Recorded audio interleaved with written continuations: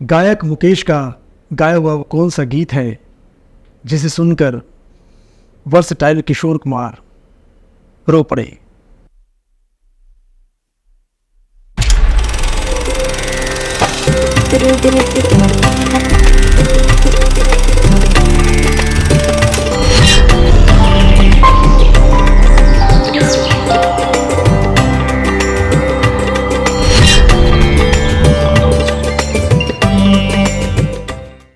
नमस्कार। Legendary singer Mukesh का गाया हुआ वो कौन सा गीत है जिसे दूसरे legendary singer versatile Kishore Kumar सुनकर रो पड़े। आज हम बात करेंगे उस गीत के बारे में। साथियों, जब मैं अपनी पहली पुस्तक लिख रहा था किशोरदा पर, गाता रहे मेरा दिल किशोर कुमार, तब उस किताब को लिखने के दौरान मेरी लीना चंदावरकर जी से बहुत डिटेल में इंटरव्यू सेशंस हुए। उन्हीं इंटरव्यू सेशन के आधार पर मैं आपको आज का एक किस्सा साझा कर रहा हूँ। लीना जी ने मुझे बताया कि राज कपूर साहब की फिल्म जिस देश पर गंगा बहती है उसका एक गीत था, आ अब लौट चले। अब लौट चले। उस गीत को सुनकर किशोरदा अक्सर बड़े इमोशनल हो जाया करते थे, बहुत भावुक हो जाया करते थे और उस गीत को कई बार सुना करते थे। लीना जी का ये कहना है कि जब जब वो इस गीत को सुनते उन्हें अपने नेटिव प्लेस खंडवा की बहुत याद आती। इस गीत में लता मंगेशकर ने अपनी आवाज़ आलाप के रूप में दी है जो कि बहुत बेहतरीन लगती है, और इस गीत को लिखा है शैलेंद्र ने, जबकि म्यूज़िक दिया है शंकर जयकिशन ने। तो एक दिन की बात है, किशोरदा मुकेश जी का गाया हुआ वही गीत आ अब लौट चले उसको रिकॉर्ड प्लेयर पर सुन रहे थे, बड़ी मगन होकर सुन रहे थे और बड़ी आंखें बंद करके भावनात्मक रूप से उस गीत से जुड़े हुए थे। अचानक उसको सुनते सुनते किशोरदा रो पड़े।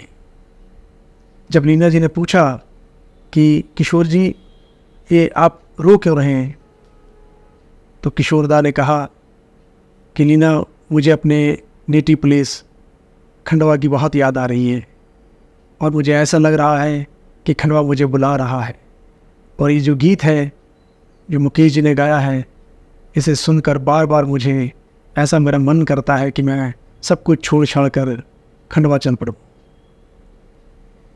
तो लीना जी कहती हैं, तो उन्होंने कहा किशोर जी अगर आपका इतना मन कर रहा है तो कुछ दिन के लिए हम खंडवा हुए आते हैं। तो उसके बाद वो लोग खंडवा के लिए उन्होंने प्रस्थान किया। जैसे ही खंडवा किशोरदा पहुँचे, वहाँ पहुंचकर वो बहुत भावुक हो गए और बहुत आनंद की अनुभूति उनको होने लगी। अपनी पुश्तैनी हवेली में गौरी कुंज में जब वो पहुँचे तो उन्हें बड़ा अच्छा अनुभव हुआ।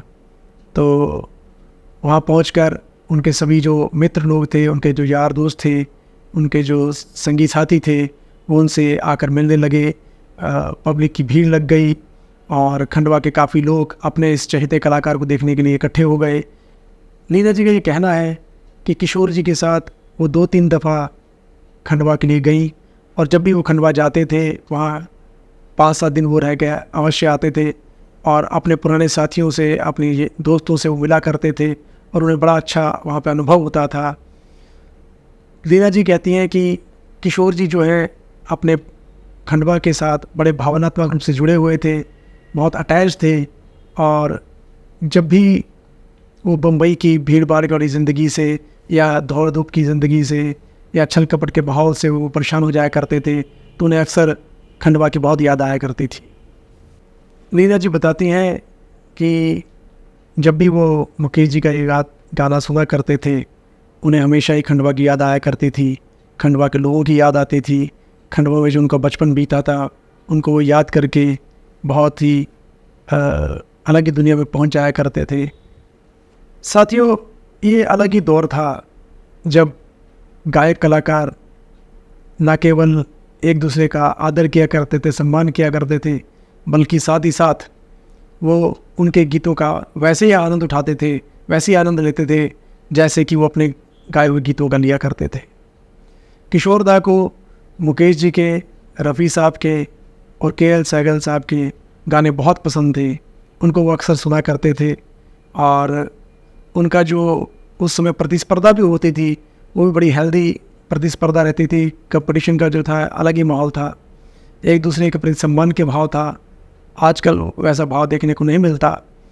लेकिन ये जो बड़े महान कलाकार हुए हैं, महान गायक कलाकार हुए हैं, चाहे रफ़ी साहब हो, चाहे मुकेश जी हो, चाहे किशोरदा हो, ये तीनों ही एक दूसरे का बहुत सम्मान किया करते थे, आदर किया करते थे और इनके गीतों का आनंद भी लिया करते थे आपस में।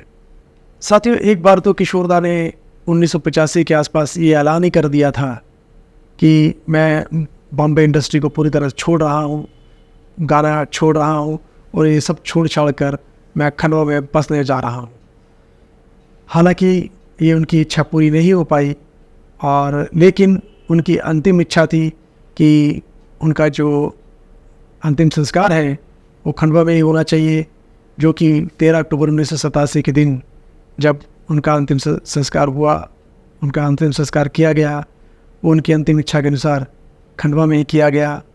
और खंडवा में ही उनकी आज समाधि स्थित है, जिसे देश विदेश के संगीत के प्रेमी, कला के प्रेमी वहाँ आते हैं और इस कला के पुजारी को नमन करते हैं। साथियों, किशोर कुमार जो हैं जितने वर्सेटाइल आर्टिस्ट थे, जितने वो नामचीन व्यक्ति थे, जितनी उन्होंने सफलता की ऊंचाइयों को छुआ, उसके साथ साथ वो बहुत ही संवेदनशील व्यक्ति भी थे, बहुत भावना प्रधान व्यक्ति भी थे और अपनी जड़ों से बहुत प्रेम करते थे। अपने बचपन के माहौल को बहुत महसूस किया करते थे अंदर तक, और बार बार उनको उस जगह की याद आया करती थी। इसीलिए वो ताउम्र खंडवा को याद करते रहे, और जबकि वो अपने स्टेज शो में जाते थे तब भी वो अपने खंडवा का जिक्र अवश्य करते थे। साथियों, मुझे ऐसी पूरी उम्मीद है कि आज का जो किस्सा मैंने आपके साथ साझा किया आपको अवश्य पसंद आया होगा। ऐसे ही किसी और किस्से के बारे में फिर बात करेंगे, किसी कलाकार के बारे में, उनकी कहानी के बारे में फिर कुछ बातें आपके साथ साझा करेंगे। तब तक आपका बहुत बहुत धन्यवाद। नमस्कार।